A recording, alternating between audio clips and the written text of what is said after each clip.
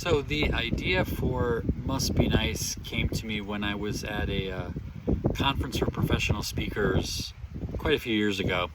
And I remember sitting in the audience and watching all of these superstars on stage and feeling kind of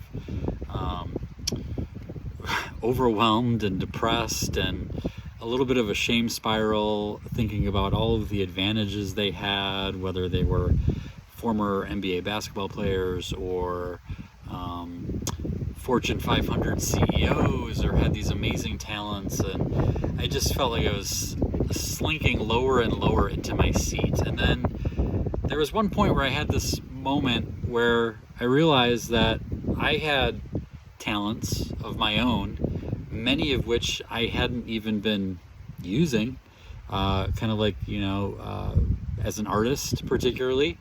And kind of had this thought of like, you know what, someday if I use my own talents, I might be on this very stage and people might be watching and say, must be nice to have all of these talents. The very same way that I was saying that about these other speakers I was watching.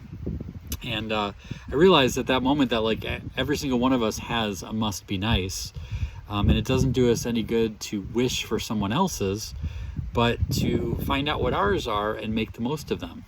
And I shared that with some friends then, probably 10 years ago, and it just really, really resonated with them.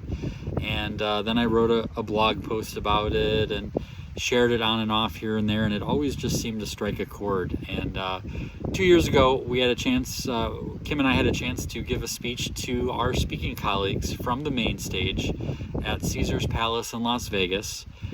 And the title of the talk was Must Be Nice. And it was all about this entire concept. And people loved it. And people were like, you need to make this into a book.